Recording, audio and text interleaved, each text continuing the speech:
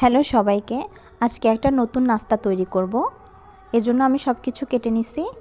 এখন একটা বাটিতে নিয়ে নিচ্ছি 1.5 কাপ পরিমাণ ময়দা। এর মধ্যে দিয়ে দেব 1 চা চামচ বেকিং পাউডার আর একটু লবণ আর সামান্য একটু চিনি।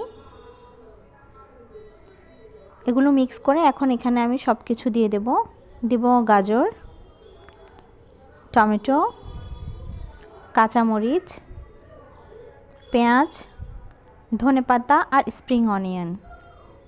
এখন এগুলো সব একসাথে মিক্স করে দেব। সব একসাথে মিক্স করা হয়ে গেলে আমি এখানে অল্প অল্প পানি দিয়ে একটা পাতলা ব্যাটার তৈরি করে নেব। ভালো করে মিক্স করে নিতে হবে। এই যে হয়ে গেল। এখন চামচের সাহায্যে একটু মিক্স করে নিচ্ছি।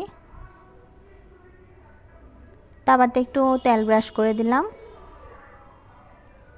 এখন এটাকে চামচ দিয়ে দিয়ে গোল গোল মানে একটা রাউন্ড শেপে নিয়ে আসতে হবে।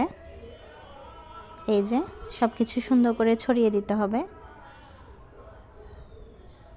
যেহেতু এখানে আমি গাজর আর টমেটো দিচ্ছি, তাই এটাকে মিডিয়াম আঁচে রান্না করব আর কি, হাই হিটে করা যাবে না, তাহলে আবার সবজিটা একদমই কাঁচা রয়ে যাবে।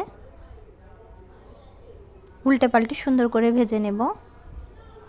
হাতে সময় না থাকলে বাচ্চাদের টিফিনে এই ধরনের নাস্তা তৈরি করে দেওয়া যায়। আমার মেয়ে তো অনেক পছন্দ করছে। আমি ওকে সস দিয়ে দিছিলাম স্কুলে টিফিনে, বাসায়ও খাইছে।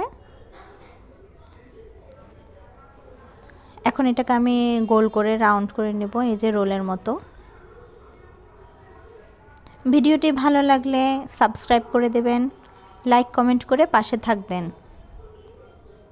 শেষ পর্যন্ত দেখার জন্য ধন্যবাদ।